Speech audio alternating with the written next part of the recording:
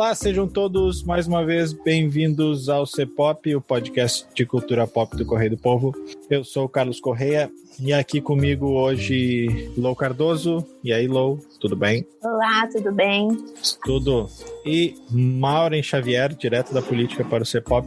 Tudo bem, Maureen? Tudo bom? Vamos lá, então, mudar um pouquinho de assunto. Isso. Vamos sair do entretenimento da política e vamos para coisa séria aqui do C-Pop. O que a gente vai falar hoje no C-Pop? A gente vai fazer um C-Pop um pouco diferente. Volta e meia a gente faz um programa de dicas, né? É um pouco o que a gente vai fazer hoje aqui.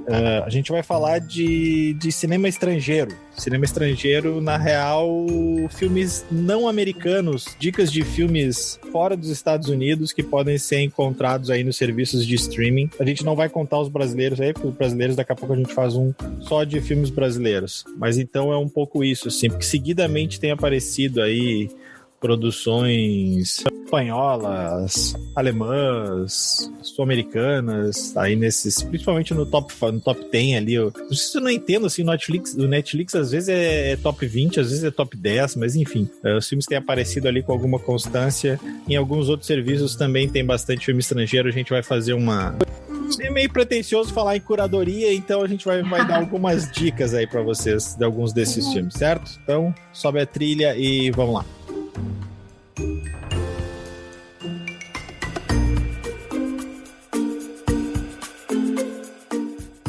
Buenas. Semana passada, quando surgiu essa pauta aqui, a gente combinou de ver alguns que estavam ali em alta no Netflix, né? Então a gente pegou alguns, assim, o Abaixo de Zero, o Tigre Branco e a Nova Ordem Espacial. Vamos começar pelo Tigre Branco, que a Maureen e a Lou viram, então vocês podem falar com mais propriedade do que eu. Vai, Lou. Bom, Tigre Branco fala sobre... Ele é situado na Índia, agora eu não vou lembrar especificamente em qual cidade ali, mas fala sobre meio que a jornada de um indiano miserável e pobre, que ele, né, tenta sobreviver e naquela pobreza. Então ele vira empregado e depois ele... misteriosamente ele se torna um grande empresário, assim. E aí o filme esse meio que acompanhar como é que ele chegou até ali e o que levou a ele a fazer tais coisas, e também como é que uma pessoa que praticamente vivia sem as condições básicas humanas de viver conseguiu se transformar em um grande... uma pessoa assim respeitada em si, e também fala meio que essa desigualdade social entre ricos e pobres, e como lá tem meio que esse costume, né?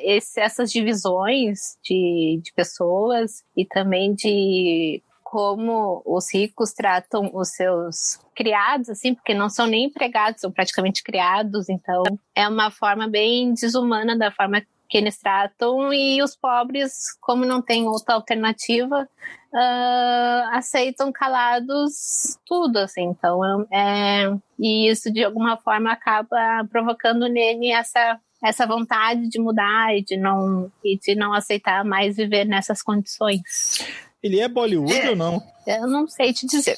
Aquela estética de do nada vira um super musical, assim, colorido. Não, isso não tem.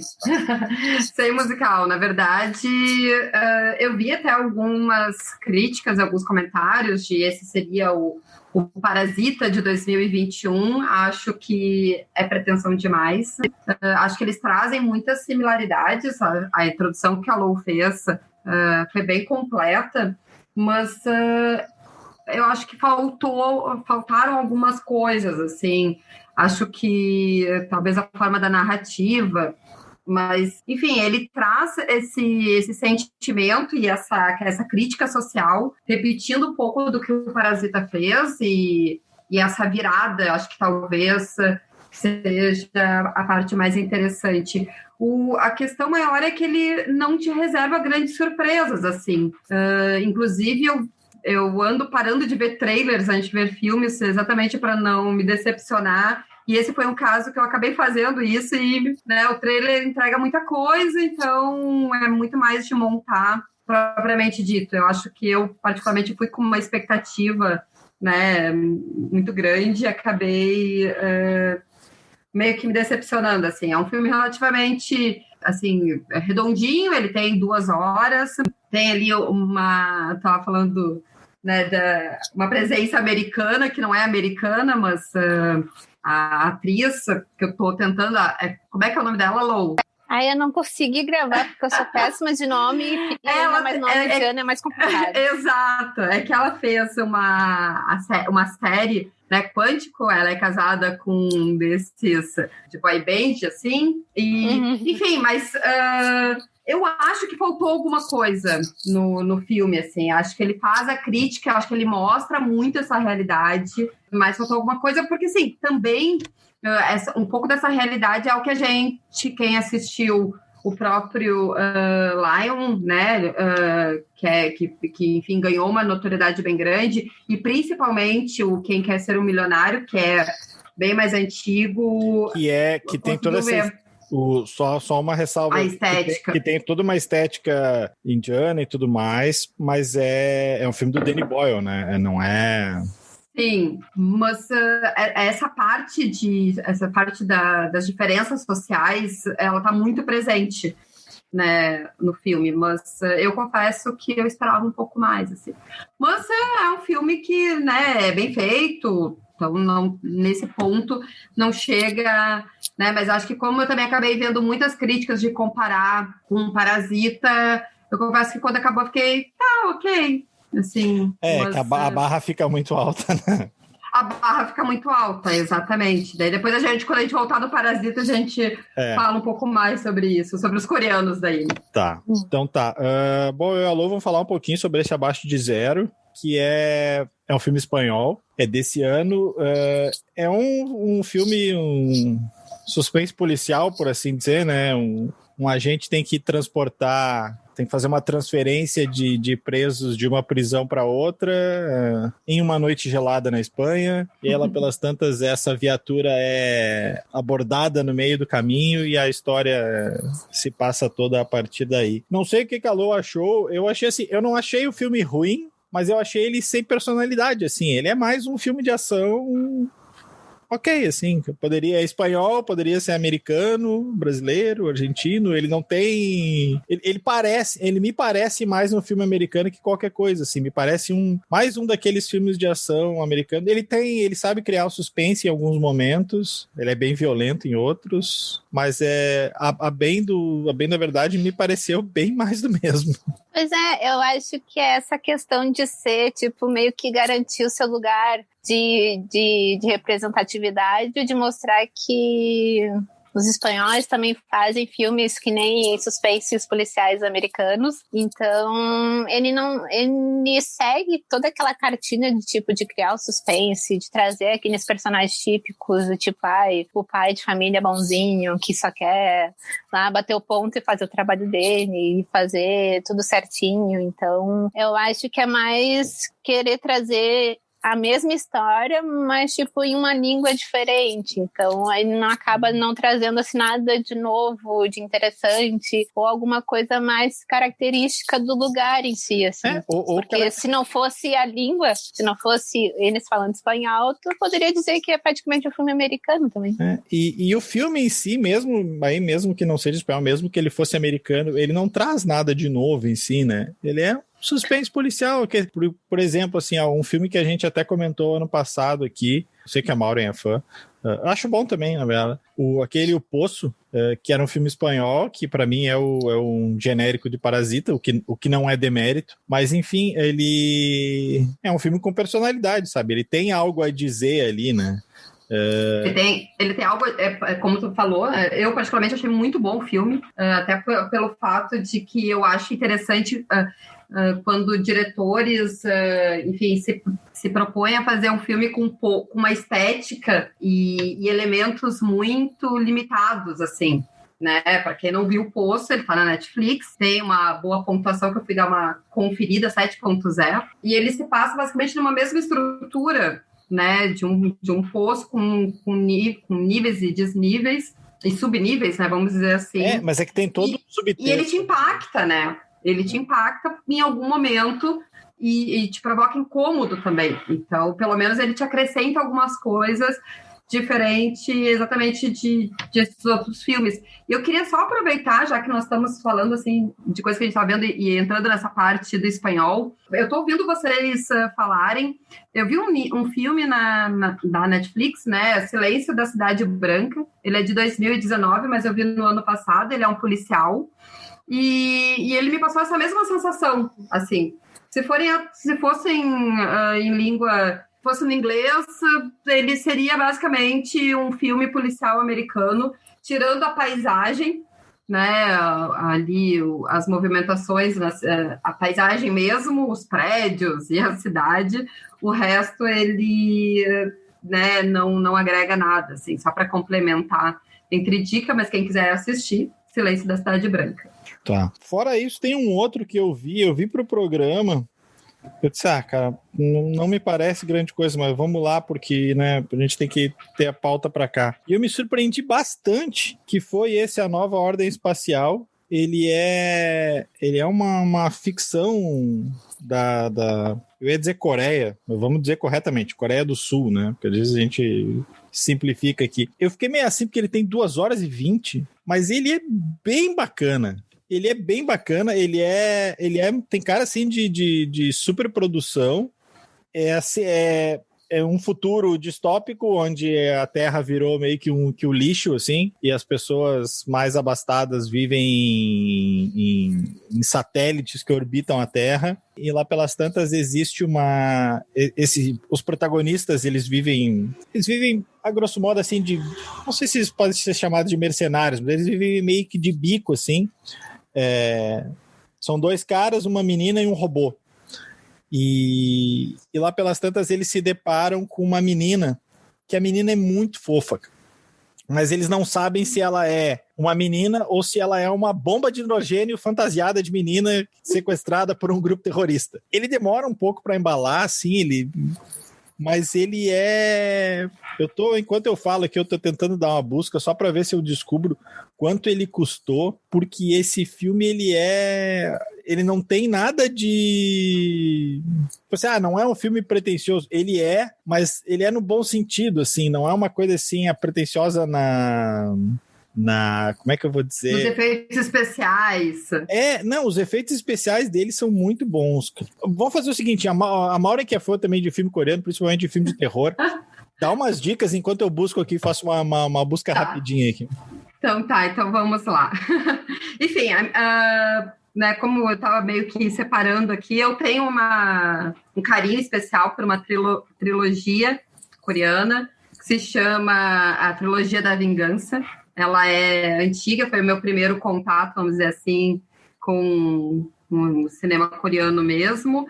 São 3 filmes, ele é de 2000, o primeiro é de 2002, que é o Mr. Vingança, o segundo é de 2003, Old Boy, e o terceiro é de 2005, que é Lady Vingança. Eles tratam muito da brutalidade, assim, que é bem típico do cinema coreano, assim, das expressões da vingança, não, mas da violência, né, que fica muito presente. Eu tentei fazer uma busca, porque como a idade entrega, né, eu assisti esses filmes quando eles chegaram, e a gente pegava filmes na locadora, então eu não tentei buscar se ele estava disponível em algum streaming, não achei, mas provavelmente deve estar aí disponível nas redes, em algum lugar, vale muito a pena.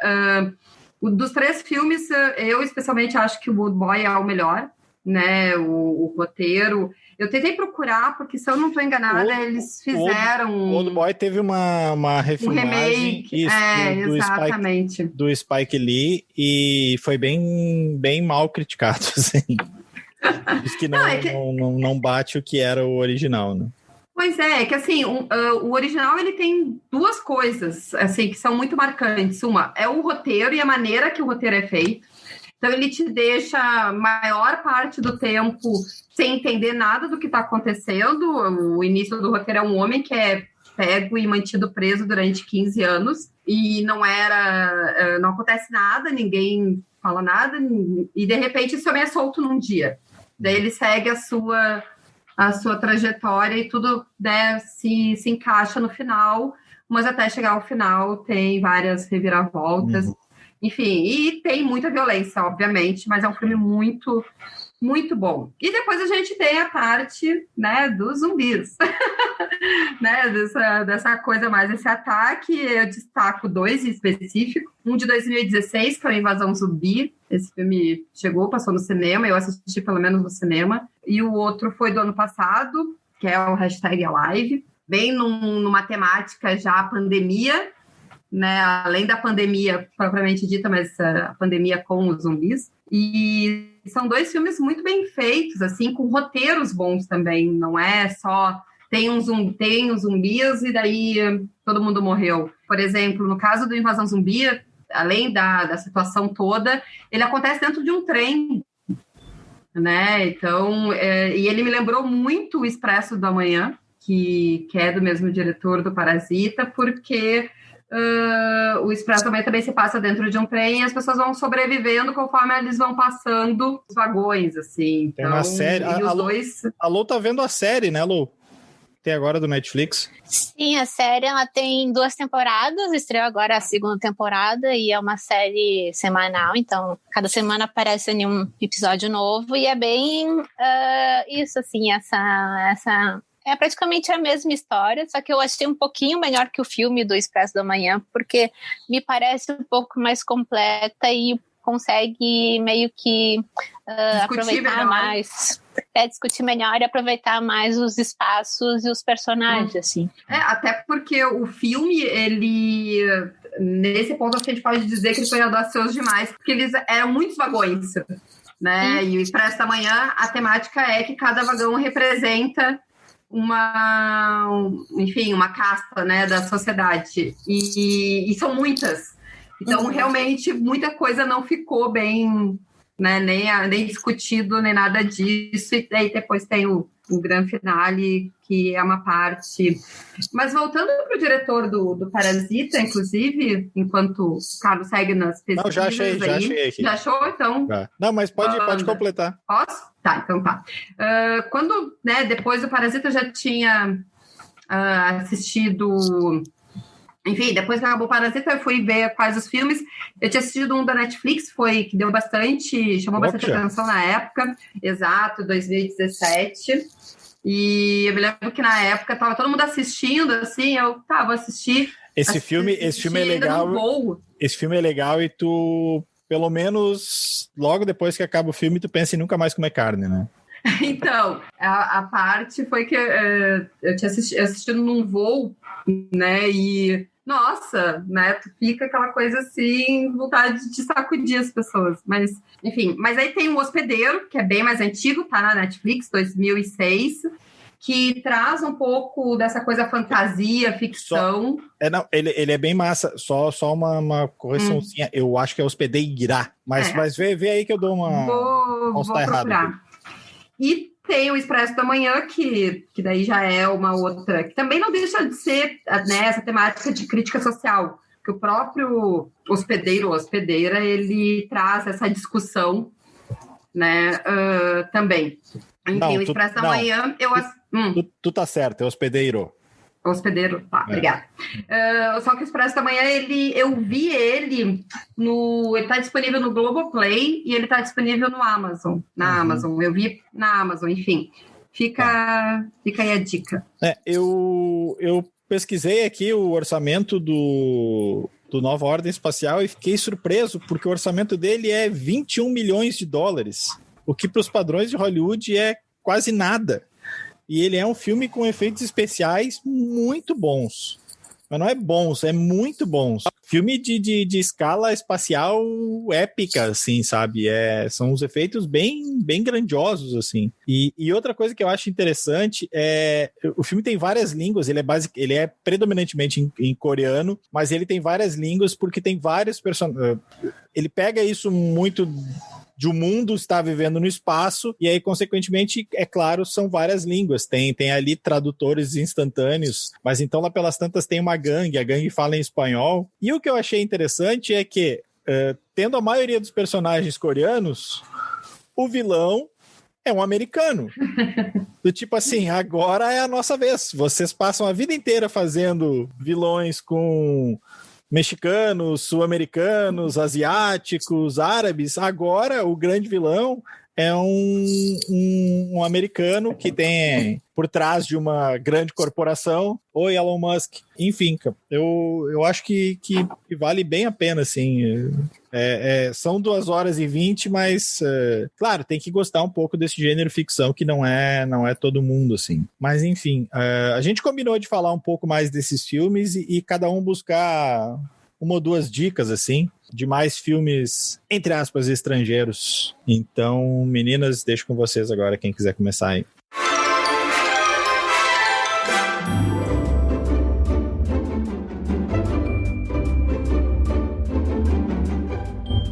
Bom, eu aproveito para trazer dicas estrangeiras de 2 diretores que eu sou muito fã, que o primeiro é o Pedro Almodóvar, que é um espanhol e acho que é um dos diretores mais conhecidos ali da Espanha e de forma mundial, e tem 2 filmes especiais que eu gosto muito dele, que estão disponíveis no Telecine, que é o Má Educação e Fale com Ela, e também tem o último dele, se não me engano, ali também, que é o Dor e Glória. E os 3, assim, são filmes, no geral, o Almodóvar, ele faz filmes mais com dramas pessoais, assim, não é uma coisa, assim, de muita aventura ou algum suspense, assim, mais tão tradicional assim. Então ele, em Má Educação, é quase que um pouco da biografia da vida, da infância e da juventude dele ali, mas que me faz um grande drama também, um pouquinho de suspense, e eu gosto muito das histórias dele, porque ele sempre tem um monte de viradas, ele tem sempre umas coisas bem diferentes, assim, pra contar. Ele te tira muito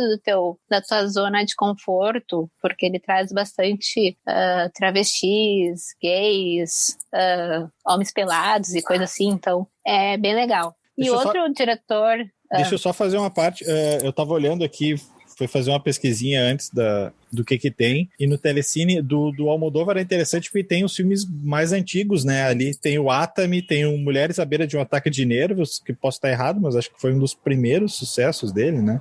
O primeiro, assim, que ele explodiu, assim. Explodiu, foi mais Mulheres conhecido. à Beira de um Ataque de Nervos, né? Mas enfim, só completando.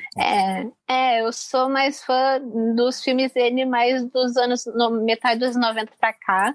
Eu não sou muito fã dos filmes antigos dele, porque parece muito coisa muito de estudante de cinema, então é muito cru, assim. Ele que estourou Bandeiras, né? Vamos lembrar. Sim, ele foi o primeiro que colocou Bandeiras como... Antônio Bandeiras era o... Como galã, assim, de cinema.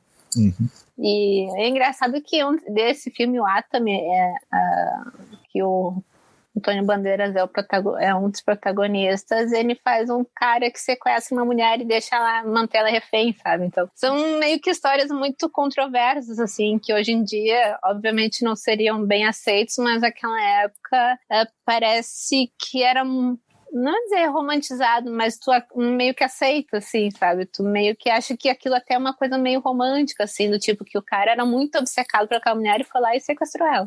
Até ela se apaixonar por ele. Eu já acho que ele poderia não ser aceito igual, e o Almodóvar dá de ombros. Tipo assim, eu vou fazer o filme que eu quero, se gostarem, gostaram, se não gostarem, não mas gostaram. até porque a temática do Almodóvar, ela é muito característica, eu acho. As fases dele também são, mas é muito característica dessa... Eu gostei dessa parte de tirar da zona de conforto, Lou, que tu falou, porque é exatamente isso, assim. Eu me lembro que, por exemplo, Má Educação eu assisti no cinema, e é de 2004. E ele... Nossa, eu me lembro da plateia, né, incomodada em alguns momentos, né, em outras palavras. E a própria pele que habito também, ela tipo, tu fica com aquelas sensações, assim, de incômodo, e eu particularmente gosto muito dos filmes dele, porque tu assiste, ele te causa aqueles impactos, depois tu assiste de novo e tu acha coisas que tu não tinha visto naquele primeiro momento. E isso, por exemplo, eu falo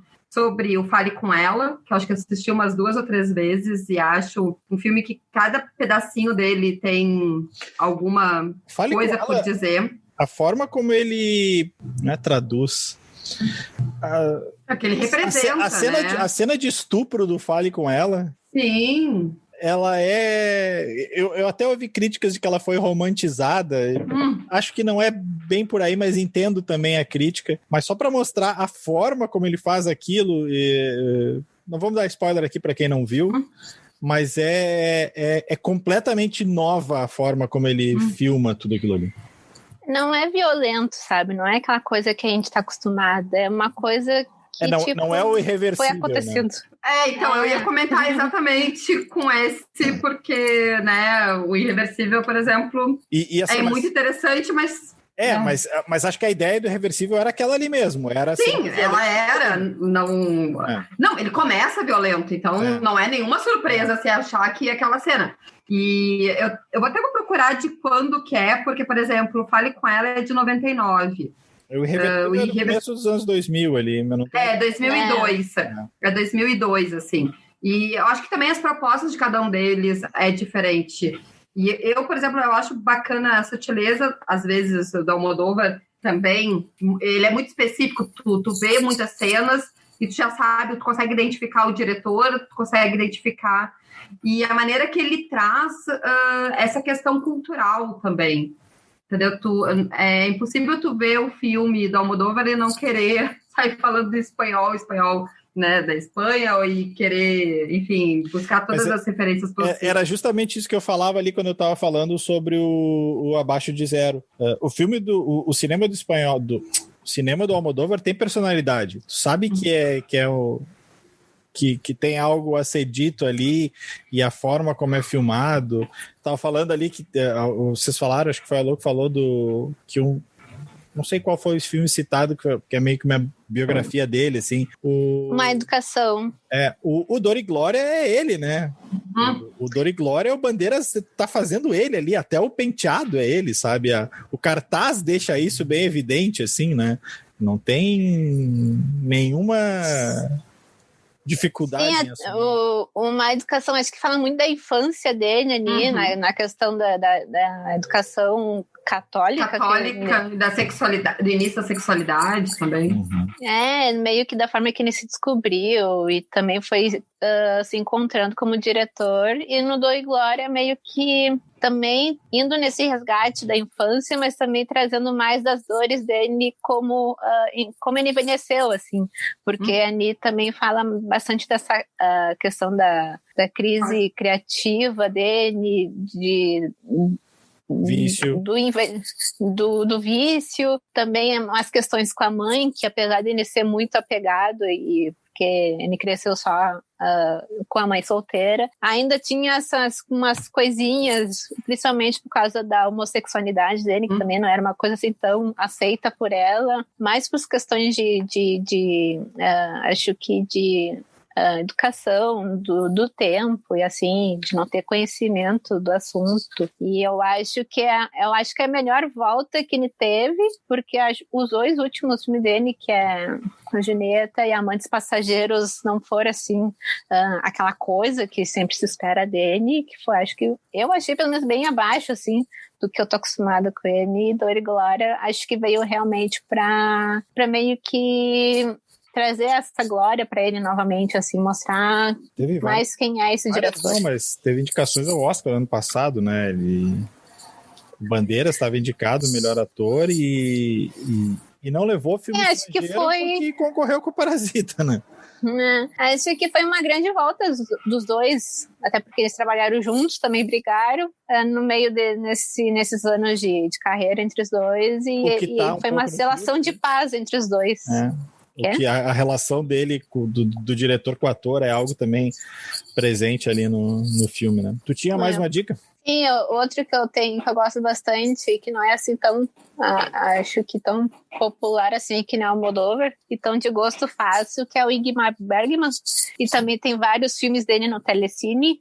E ele é um diretor que também, eu acho que ele também é que nem o Almodóvar, assim, que ele tem uma característica própria, que tu consegue identificar os filmes dele, as histórias que ele cria, e ele sempre tratou muito sobre existencialismo, assim, sobre a vida, sobre a morte, sobre relações. E tem 2 filmes específicos que eu gosto bastante, que é o Sonata de Outono, que é um filme de DR, assim, só que é um filme de DR entre mãe e filha. E é engraçado porque, por mais que seja uma coisa muito densa, assim, os diálogos, eles são muito fortes, a relação entre as duas são muito complicadas, e no meio disso também tem uma outra irmã doente, então é meio que é o momento que a filha resolve desabafar, e a mãe também desabafa, e de certa forma as duas têm seus dois pontos que são muito válidos,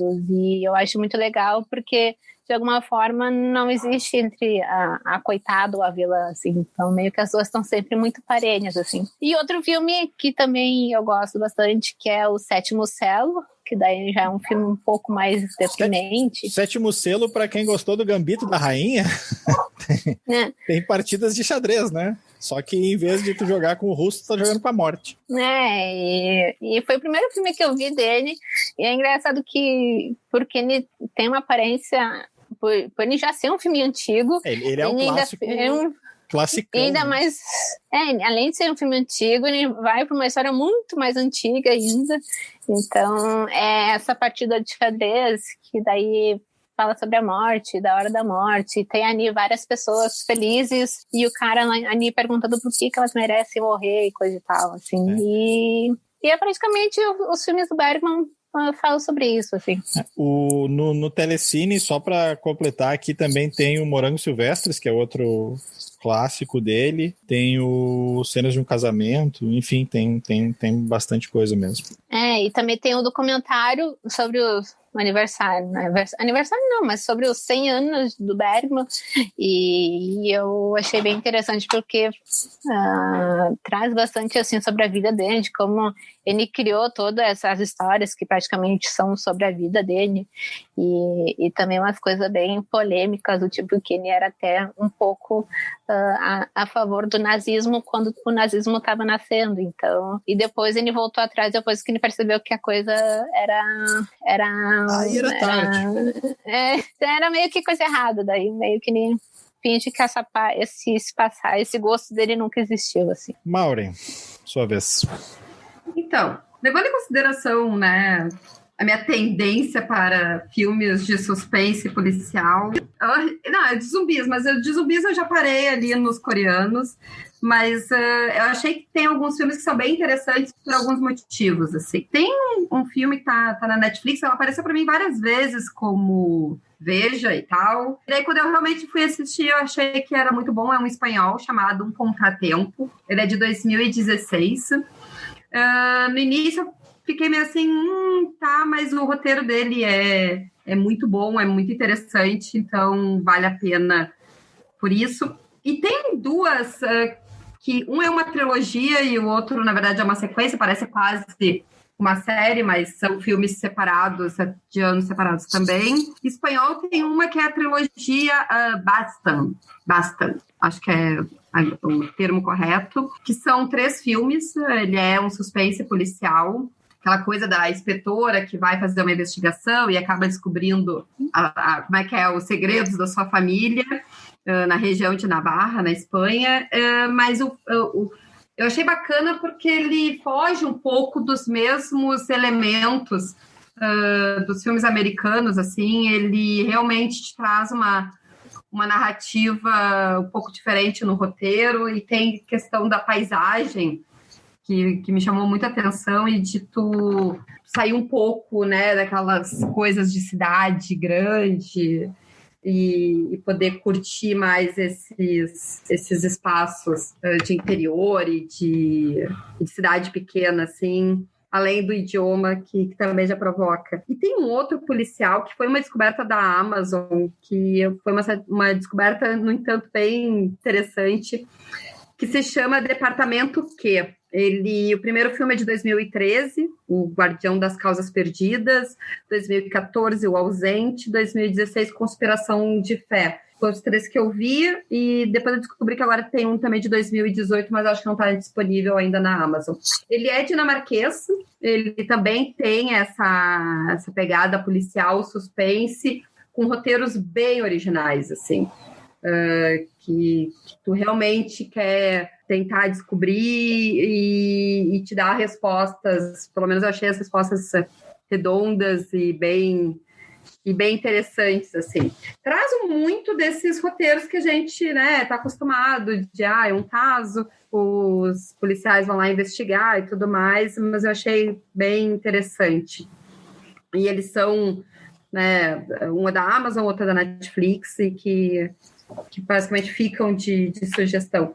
Mas eu queria citar um filme que eu vi o ano passado, que ele não é... o assunto não é específico do país, mas eu achei interessante ele ter vindo desse país, né? Que se chama Rede de Ódio, da Polônia, mesclando um pouco com política, sobre essa questão dessas relações de redes sociais e de como que essa estrutura funciona e gera os efeitos e como é feito. Então, eu achei o filme muito bacana e achei mais interessante que ele é polonês, né? Ele é o tipo de filme que poderia ter sido feito nos Estados Unidos, mas não foi feito. E daí eu vou um que eu descobri, que eu reencontrei, na verdade. Ele é de 2010, eu acho esse roteiro sensacional, que se chama Incêndios.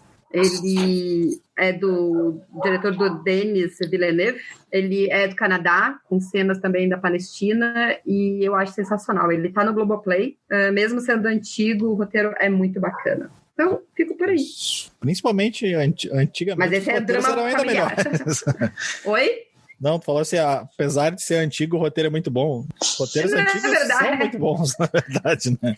Não, é que esse é aquele tipo de filme, assim, que se tu vê hoje... Ou ele continua atual, é isso que tu quer dizer. Ele continua atual, exatamente. E ele tem um drama familiar que eu achei muito bem costurado. Tu falou de Polônia, a gente não falou aqui no C-Pop, mas teve um filme bastante popular aí no Netflix, que é aquele, eu não vi, não sei se vocês viram, tô dizendo que foi bastante popular porque ele ficou tempão naquela top 10 deles ali, que é o 365 dias, que era um soft porn ali, né? Mas enfim, só para registrar. Não, na verdade, assim, já que tocamos nesse assunto, tu viu? Eu não vi todo, mas na verdade... 50 tons de cinza polonês? Não, na verdade não é nada disso. 50 tons de cinza bom, eu ia dizer um negócio. Eu confesso que eu fui assistir esse filme, ele realmente estava ali, ele ficou, eu acho que ele ainda tá entre... Se tu pesquisar pouco ali, tu acha, ele tá na mas... Netflix aí. Não, ele tá na Netflix, mas assim, eu acho que tu não precisa fazer muitas buscas para encontrar ele, porque ele vira e mexe, sempre aparece. Os filmes que bombaram o algoritmo da Netflix. Ele continua, exato. Mas assim, eu comecei a ver esse filme porque na época ele saiu, teve toda uma discussão sobre o romantizar o abuso, sobre romantizar. E eu, particularmente, achei chato pra caramba o filme. Assim, né, meio desnecessário. Não vi até o final. E teve uma cantora, a Duff, que fez uma nota. Acho que foi quando eu assisti uma parte do filme, daí depois na sequência eu via essa manifestação dela. Duff foi sequestrada, abusada, mantida em cativeiro um tempão. Exatamente, foi por isso que ela abandonou a carreira, inclusive, né, toda essa bagagem que ela... toda essa agressão que ela sofreu e violência, e daí eu me lembro que eu vi uma parte do filme e assim, tá, ok... E quando eu vi a manifestação dela muito brusca em relação, brusca no sentido de, olha, isso não é nada da que é verdade, é romantizar completamente uma situação de violência, daí eu acho que daí sim eu desgostei totalmente, assim. Buenas, as minhas dicas, eu vou fazer uma correção de rumo aqui, porque é impossível a gente falar de cinema estrangeiro e não falar de um gênero que é filmes do Darín, né? Nós íamos ficar falando aqui um tempão e não falar de filmes do Darín. Eu sabia que tu ia falar, por isso que eu deixei, tá? Não, eu brinco que existe uma lei na Argentina que impede que qualquer filme seja feito sem o Darín. O que o próprio Netflix prova que é mentira, porque eu não vou falar muito para a gente não estourar muito tempo aqui, mas tem um ótimo filme argentino na Netflix, que é o Crimes de Família. É um filme do ano passado. É um filme denso, com viradas, ele tem suspense, ele tem drama, ele é ótimo, mais do que recomendo. E ele não tem o Darín, mas assim, o Darín é um grande ator, não há dúvida sobre isso, e quem não viu, a essas alturas do campeonato, acho que quase todo mundo já viu, né? Ou pelo menos sabe do filme. Quem ainda não viu O Segredo dos Seus Olhos, pare o que está fazendo e vá ver, porque esse filme não é nada menos que sensacional. Ele tá na Amazon. Na Amazon tem outros filmes do Darín também, na verdade. Tem o Tese sobre o Homicídio, que é muito bom. Todos Já Sabem. No Telecine, eu acho que tem o Odisseia dos Tontos. Enfim, os filmes argentinos, uruguaios também são bem interessantes, assim. Eu ia falar um pouco mais sobre os serviços mais do que os filmes, porque eu acho que tem dois... A Netflix também, né? Na verdade, eu ia falar sobre dois, são três. A Netflix possibilita isso de tu ver filmes de outros países, assim, e quanto mais a gente vê, tu vê que as linguagens são diferentes. Isso eu acho interessante, assim. Não tô... falando menos aqui do cinema americano, porque eu gosto bastante também do cinema americano, mas é legal tu ver filmes de outros lugares para tu ver outras formas de se fazer cinema, assim, por isso que eu acho interessante, essa era a nossa ideia aqui, na verdade, por trás desse programa. A Netflix tem bastante isso, e a Netflix, o sistema de busca, porque a interface da Netflix dá de 10-0 em qualquer outra, então a Netflix facilita muito, tu vai na busca ali da Netflix e tu bota filmes argentinos, filmes coreanos, filmes alemães, ele já te dá a lista na hora ali, então é muito fácil, assim. O Telecine, como a Lô falou antes ali, né, tem vários filmes de diretores clássicos, tem filmes estrangeiros que juntam essa coisa, tanto eu acho que o Netflix não tem, que o Telecine não tem tanta coisa estrangeira nova, na proporção dos outros, mas ele tem muito filme estrangeiro clássico, tem ali os filmes do Almodóvar, a Lô falou dos filmes do Bergman, tem vários filmes do Fellini ali, que são filmes difíceis de achar em outros lugares. Tem ali misturar a Dolce Vida. Tem La Dolce Vita, tem o 8,5, tem os Boas-Vidas, tem os filmes do Truffaut, né? Tem o Jules e Jeans, Incompreendidos. Tem filmes do Godard. É dividido por movimentos, escolas, assim, e também por festivais. Por diretores também. Tem os filmes do Buñuel, tem a Bela da Tarde, né? Alô, brinca comigo, tu vai ver esses filmes estranhos. Tem o Mubi, que é um outro serviço de streaming, mas ele é tido como mais cult, mais cabeça. Eu não acho que isso é falar num tom negativo, assim. Ele até metade do ano passado, ele era um serviço que ele se notabilizava por ter sempre 30 filmes em cartaz. Então, assim, todo dia entrava um filme e todo dia saía um. Aquele filme entrava e ele ficava 30 dias disponível para tu ver. E ele sempre foi um serviço um pouco mais caro, né? Eu não sei quanto é que tá agora. Acho que ele tá R$29,90, tá nessa faixa, assim. Às vezes tem bastante promoção. Para 30 filmes, eu achava que a relação custo-benefício era cara. Só que eles fizeram um negócio a partir ali da metade do ano passado que eles abriram o acervo deles para muito mais coisa. Então tem muito mais que 30 filmes. E eles têm várias dessas, assim como a Lô falou dessas seleções aí do Telecine, eles têm muito mais ainda. Eles têm... Eu tô com o programa aberto aqui, eu vou ler só algumas, tá? Eles têm, assim, ó, uma seleção de Viagem do Cinema Indiano, obras-primas dos anos 80. Eles têm muita seleção de festival, tem seleção de Festival de Cannes, mas também tem seleção de festivais daqui, tem seleção do Festival de Curitiba, tem muitos curtas. E só para dar eles têm muito clássico também, o Apocalipse Now tá lá, Noite dos Mortos-Vivos, viu, Maureen? O original tá lá. Enfim, tem muito clássico mesmo, assim.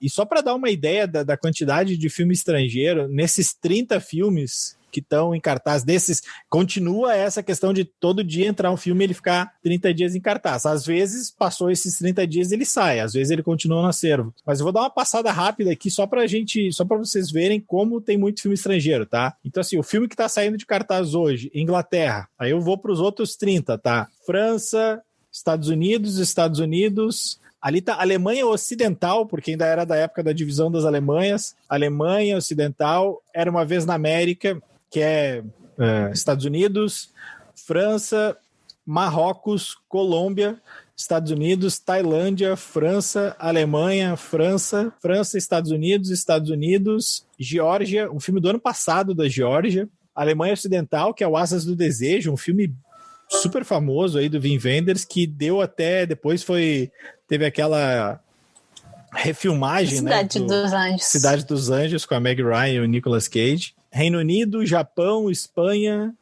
Brasil, Alemanha, França, Suécia, Bélgica, França, Dinamarca e Canadá. Então, assim, para quem se interessa em ver filmes de outros lugares, não há serviço melhor do que o MUBI. Não é a interface mais amigável de todos os tempos, às vezes dá umas trancadas, às vezes a imagem não é tão boa que nem os outros, mas vale a insistência, assim. Acho que a Lô pegou essa implicância que eu falo de ver esses filmes estranhos, porque ano passado eu disse que tinha visto um filme do Gabão, mas que outro serviço te oportuniza ver filmes de lugares como o Gabão. E esse ano eu vi um chama The Swallow, tá ali ainda, um filme americano, em que a trama é uma mulher que gosta de engolir coisas. Então ela engole moeda, depois ela começa a engolir coisas maiores, mas é bizarro, mas é interessante. O meu estranho que eu digo não é questão de ser de lugares muito assim, aleatórios. Cabeças demais, assim. Esses filmes muito experimentais, assim. Isso tem muito, assim, tem muito experimentalismo. Eles, inclusive, têm uma seção, assim, que é de lançamentos da própria plataforma, de primeiros filmes de diretores. A Maureen falou ali do Villeneuve, o segundo filme do Villeneuve tá disponível, eu vi há poucos dias, chama 32 Dias na Terra. É meio mais ou menos assim, mas tu já via alguns maneirismos maneirismos não, algumas características do Villeneuve, assim, é bem interessante. Mas então tá, a gente hoje não tem dicas da semana, porque obviamente foi um programa inteiro de dicas, né? Mas eu queria, enquanto vocês estavam falando, eu sabia que eu tinha me esquecido de um que é relativamente recente, que está na Netflix, é espanhol.